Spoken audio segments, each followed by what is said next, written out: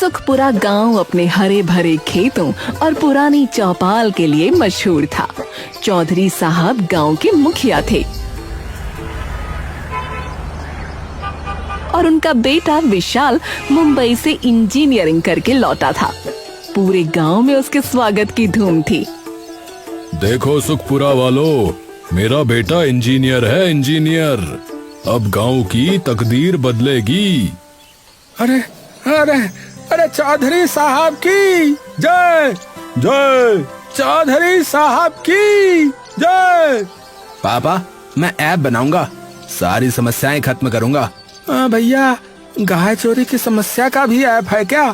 हाँ भाई, GPS chip लगाओ गाय पर। बेटा, हमें तो बरसात चाहिए, क्या ऐप बादल लाएगा? बुआ जी, वेदर एप्लीकेशन है मेरे पास। बेटा, बादल ऐप से नहीं आसमान से आते हैं।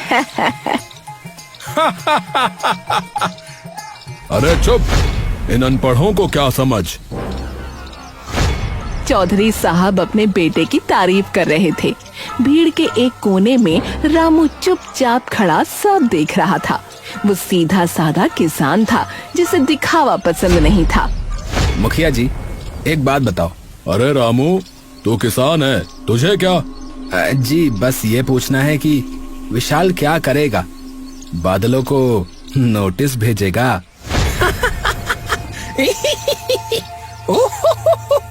अरे मैंने बहुत कुछ सीखा है, तुम क्या जानो? अच्छा तो बता, धान बोने के लिए मिट्टी कैसी होनी चाहिए बता। वो मुझे कोडिंग आती है, किसानी नहीं। जी, इसीलिए पूछ रहा हूँ कि आप क्या करेंगे। रामू, बहुत हुआ, चलो घर। अरे ये लोग जमीन के बारे में कुछ नहीं जानते, ऐप से मानसून बुलाएंगे। मुखिया जी, रामू सही कहता है, फसल सूख रही है, ठोस समाधान चाहिए। अरे मैं ड्रोन लाऊंगा, ड्रोन से पानी छिड़केंगे। भैया, तालाब सूखे हैं, ड्रोन में पानी कहाँ से लाओगे? ये मैं सोचूंगा, मैं एक्सपर्ट हूँ, मैं सोच के बताऊंगा। पहले मिट्टी में हाथ डालो, फिर पता चलेगा मानसून क्या है। चल सावित्री, खेत देखने चलें।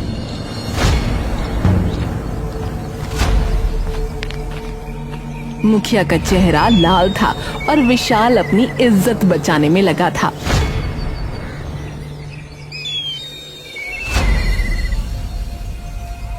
पूरे गांव की विशेष बैठक बुलाई गई।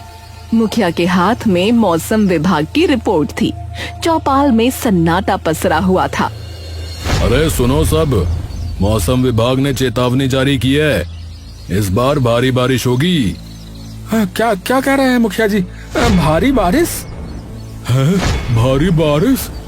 अरे हाँ भाई हाँ, नदी खतरे के निशान को पार कर सकती है और सुना है बाढ़ आ सकती है। बेटा, ये वैसी बाढ़ तो नहीं जैसी 40 साल पहले आई थी, तब तो पूरा गांव बह गया था। दादी, अब वो जमाना नहीं है, अब इंजीनियर है हमारे पास। मुखिया जी अब क्या होगा? हमारी फसलें पहले सूख गई थी, अब बाढ़। यह बहुत गंभीर मामला है, हमें तुरंत कोई कदम उठाना चाहिए। अरे रुको रुको, घबराने की कोई बात नहीं है। अरे क्या कह रहे हो विशाल भैया, क्या करोगे तुम? है क्या करोगे? अरे मैं बहुत कुछ जानता हूँ और मेरे पास समाधान है। क्या है वो समाधान, बताओ। अरे है कुछ, बाद में बताऊंगा, मुझे एक काम है, मैं आता हूँ। रामू, कहाँ जा रहे हो? तालाब देखने, वहाँ का भूगोल ठीक नहीं लग रहा। पर बारिश होने वाली है। इसीलिए तो जा रहा हूँ, जब बारिश हो तभी पानी का रास्ता समझ आता है। रामू पंचायत से निकलकर सीधा पुराने तालाब की ओर चला गया।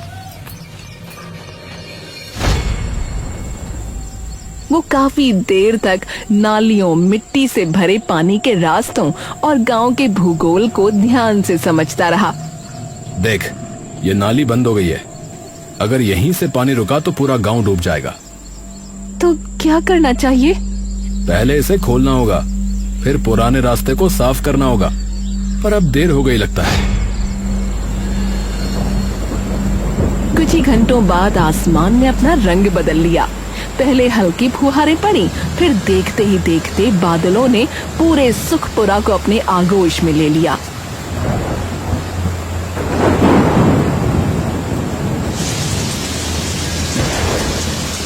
फिर लगातार 15 दिनों तक बारिश होती रही।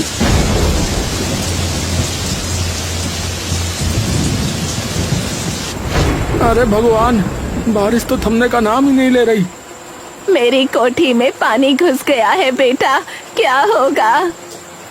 ए दादी, ऊपर चलो, नीचे मत रहो। अरे भैया, हमारी फसलें तो पूरी तरह से डूब गई, अब क्या खाएंगे? अरे मेरे घर की दीवार में दरार आ गई है भैया, लगता है गिर ना जाए। बच्चे स्कूल नहीं जा पा रहे, सारे रास्ते पानी से भर गए। मच्छरों का आतंक बढ़ता जा रहा है, मलेरिया और डेंगू फैल सकता है, सावधानी बरतो। डॉक्टर साहब, मेरे बच्चे को बुखार है, कुछ करिए डॉक्टर साहब। हालात बिगड़ते देख लोग एक बार फिर चौपाल पहुंच गए। मुखिया गंभीर चेहरा बनाकर सबकी बातें सुन रहे थे। अरे सुनो सब, इस बाढ़ से बचने का सबसे टिकाऊ और सबसे सस्ता समाधान जो भी बताएगा उसे 5 लाख रुपए और पूरे गांव के रक्षक की उपाधि दी जाएगी, समझे? हैं? 5 लाख? हाँ, 5 लाख? अरे भाई वाह, मेरी योजना है। देखिए, ऊंची दीवार बनाइए, पक्की दीवार। नहीं नहीं, बड़े पंप लगाओ, पानी बाहर निकालो। अरे भैया, आधुनिक मशीनें लाओ, पानी सोखने वाली, समझे? अरे नदी का रुख मोड़ दो भैया, किनारे बांध बनाओ। अरे रुको रुको, एक एक करके बताओ, कल सब अपने मॉडल लेकर आना, फैसला होगा। पापा, मेरे पास सबसे बेहतर प्लान है, कल देखिएगा। अरे रामू, तू कुछ क्यों नहीं बोलता रे? तेरे पास कोई सुझाव नहीं है क्या? सुझाव तो है, पर कल बताऊंगा, पहले मुझे कुछ जांचना है। तुझे क्या जांचना है? पानी का रास्ता, पुराना रास्ता जो हमारे बुजुर्गों ने बनाया था।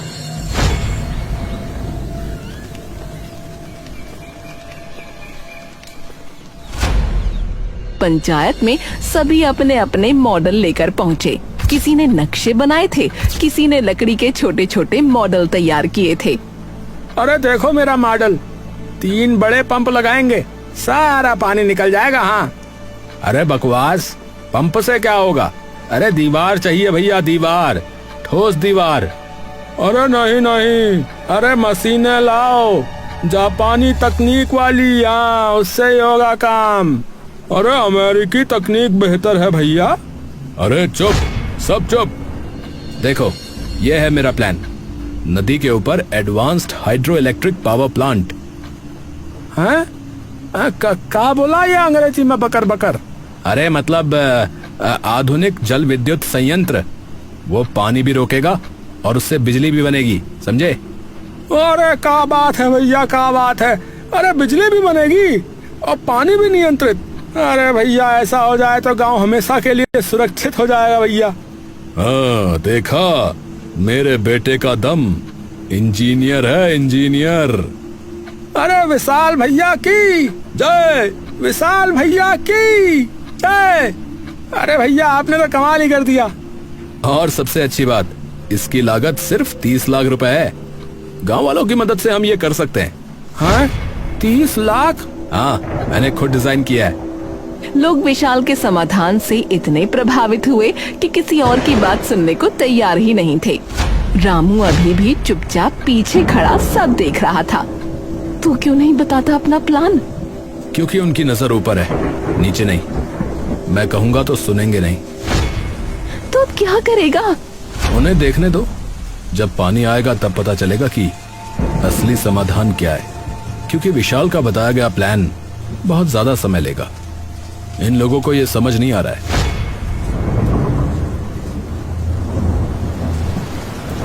उसी रात मूसलाधार बारिश के बीच गांव के पूर्वी छोर पर एक पुराना मकान अचानक भरभरा कर गिर पड़ा। उसमें रहने वाली एक बुजुर्ग महिला और उसका पोता मलबे में दब गए। अरे अरे भैया, अरे मकान गिर गया हो, अरे कोई बचाओ।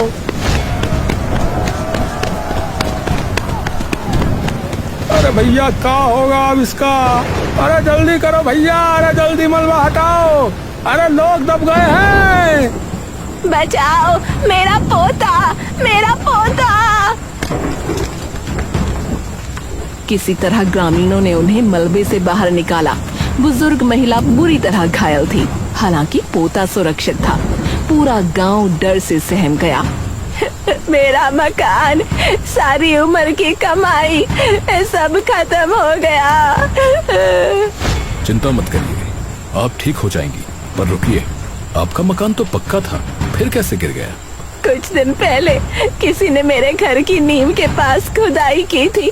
मैंने समझा नाली साफ कर रहे हैं। खुदाई? किसने? अंधेरा था, पहचान नहीं पाई।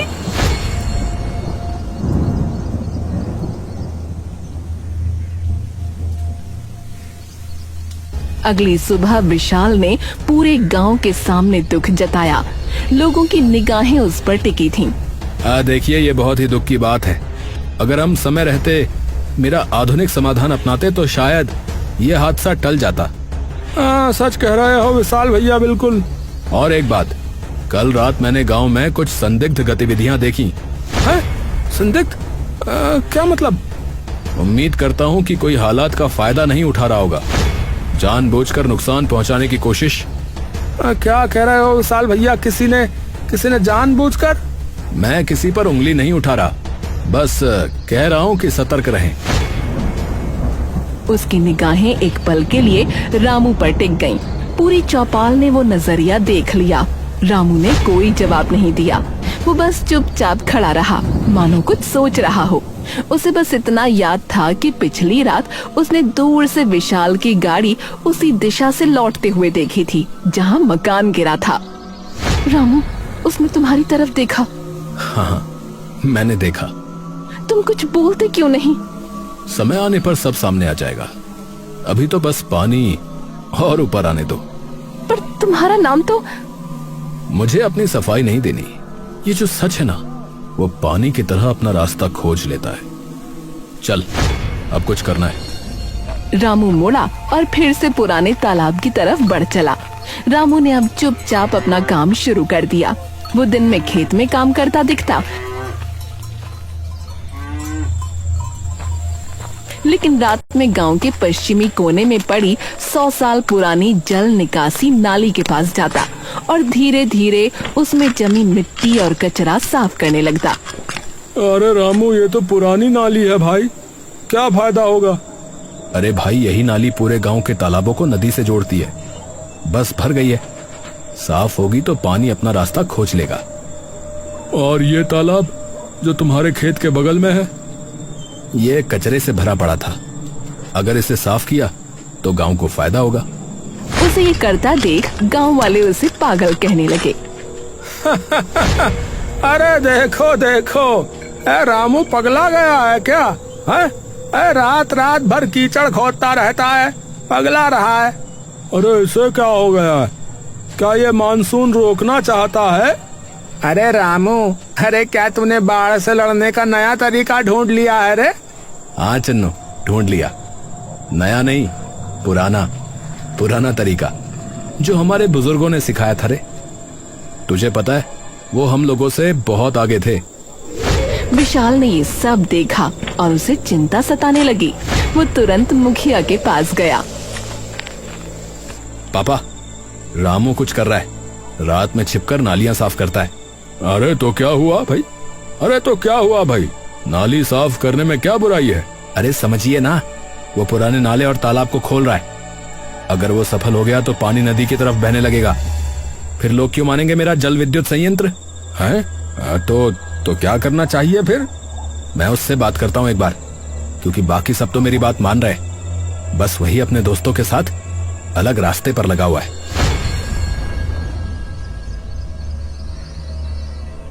अगले दिन विशाल ने रामू को अकेले में बुलाया।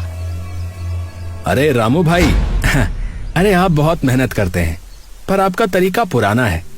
अरे भाई, पुराना ही सही होता है, तो क्या करूं बताओ? अरे ये देखो, मैं तुम्हें अपनी जल विद्युत परियोजना की पूरी फाइल दिखाता हूँ। ये कितनी फायदेमंद है, समझ में आ जाएगा। अरे नहीं, मुझे नहीं देखना भैया। अरे कम से कम एक बार देख तो लो, तुमको भी फायदा होगा। इसमें बहुत फायदा है। अगर तुम मान गए तो मैं तुम्हें भी कमीशन दूंगा, अच्छा खासा पैसा। अरे मुझे पैसा नहीं चाहिए भैया, मुझे अपना गांव बचाना है। अरे रामू, अरे तुम बहुत जिद्दी हो, देख लेना अच्छा नहीं होगा तुम्हारा। विशाल ने लिफाफा वापस जेब में रखा और चला गया, लेकिन जल्दी में उसकी जेब से एक कागज निकलकर कीचड़ में गिर गया। रामू ने उसे देखा और धीरे से उठाकर जांचने लगा। ये क्या है? ओहो, ये तो बड़े काम की चीज है। रामू ने उसे जेब में रखा और घर चला गया। 11वें दिन जब बारिश अपने चरम पर थी, मुखिया ने एक बड़ी सभा बुलाई। सभी समाधान प्रस्तुत करने आए। आज सब अपना अपना समाधान प्रस्तुत करेंगे भाई। जो सबसे अच्छा होगा उसे पुरस्कार मिलेगा। हाँ, देखो मेरा जल विद्युत संयंत्र, आधुनिक और शानदार। अरे वाह वाह भैया, क्या बात है, कमाल है। इससे बिजली भी, पानी भी, सब कुछ। तभी रामू आया। उसके हाथ में कोई मॉडल नहीं था, बल्कि एक कुदाल और एक गंदा पत्थर था। सब हंसने लगे। अरे रामू, क्या है ये? क्या है भैया? कुदाल और पत्थर? क्या यहाँ बांध बनाएगा क्या?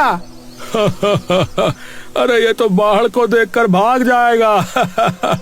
अरे पगला गया है ये। अगर आप लोग मेरे साथ चलें तो दिखाऊं?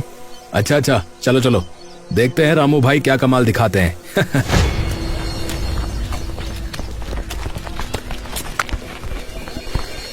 सब रामू के साथ उसके खेत के बगल वाले तालाब पर पहुँचे। वहाँ देखकर सबके होश उड़ गए। अरे ये तो वही तालाब है ना जो कचरे से भरा हुआ था। बड़ा साफ दिख रहा है भैया। और भैया इसमें तो पानी भी भर गया है अब। अरे देखो, इस नाली से पानी बाहर नदी की तरफ बढ़ रहा है। देखो भाई, हमारे पूर्वजों ने ये नालियां और तालाब इसलिए बनाए थे, जब हमने इन्हें भर दिया तो पानी गांव में ही रुकने लगा और बाढ़ आने लगी। बस इन्हें साफ करना है और पानी की प्राकृतिक दिशा बहाल करनी है। अरे वाह भाई, वाह भाई वाह। अरे ये है असली समाधान भैया। मुझे 5 लाख नहीं चाहिए, मुझे चाहिए कि सब मिलकर पुराने 10 नालों और 5 तालाबों की सफाई करें। यही असली समाधान है। जरा देखो, यहाँ पर बाढ़ का असर बिल्कुल खत्म हो चुका है। अरे हाँ भैया, अरे ये तो हमने देखा ही नहीं। हाँ भैया, ये तो हमने ध्यान ही नहीं दिया। अरे भैया एकदम सही बात है। विशाल गुस्से से आगे बढ़ा और चीखने लगा। अरे ये कोई समाधान नहीं है, हमें जल विद्युत संयंत्र तो बनाना ही पड़ेगा। भविष्य के लिए वही सही है। हाँ, सही होगा, पर तुम्हारा या तुम्हारे बापू का बनाया हुआ नहीं। ये लो विशाल, ये देखो, तुम्हारी जेब से गिरा था ये पर्चा है। ये क्या है? ये है तुम्हारे और तुम्हारे पिता के काले चिट्ठे का भांडा फोड़। इसमें लिखा है सरकारी ग्रांट का 60% तुम दोनों बांटोगे, 40% से नाम मात्र का काम। ये तो घोटाला है भैया। हाँ क्या? घोटाला? भैया घोटाला चल रहा है। अरे मोरी मैया, घोटाला हो रहा है, तभी बना रहा है ये विद्युत वाला बांध। अरे ये सब झूठ है। ये रामू ऐसा ही बोल रहा है, ये झूठ है। हाँ, अरे रामू ने नकली पर्चा बनाया है, ये झूठा है ये। तभी सावित्री आगे आई और उसने अपनी जेब से एक छोटा सा वॉइस रिकॉर्डर निकाला। उसने बटन दबाया। पापा, हमने बाढ़ का पूरा खेल रचा है। रामू को किसी भी तरह से निकाल दो, फिर हमारा जल विद्युत संयंत्र पास होगा और हम करोड़ों कमाएंगे, करोड़ों। है? अरे ये क्या भैया, अरे ये क्या, इतना बड़ा धोखा। विशाल, मैंने ये रिकॉर्डिंग पिछली बैठक में की थी, जब विशाल अपने पापा से बात कर रहा था। नहीं, ये जालसाजी है, ये झूठ है। अरे सबने सुन लिया विशाल, अब और झूठ मत बोल। सबके होश उड़ गए। मुखिया का चेहरा पीला पड़ गया। और आप मुखिया बनकर हमें लूट रहे थे। अरे इन्हें गांव से बाहर निकालो। हाँ भैया, बिल्कुल बाहर निकालो। हाँ भैया, बाहर निकालो। हाँ भैया, बाहर निकालो। रुको, इन्हें गांव से निकालने से क्या होगा? ये कहीं और जाकर लोगों को लूटेंगे। भैया तो क्या करें बताओ? तुम दोनों के पास करोड़ों का पैसा है ना? अगर सच में पछतावा है तो वो सारा पैसा गांव के तालाबों और नालियों की सफाई में लगाओ और खुद भी काम करो। यही तुम्हारी सजा होगी। अब ठीक है रामू, ठीक है, हम मान गए भैया।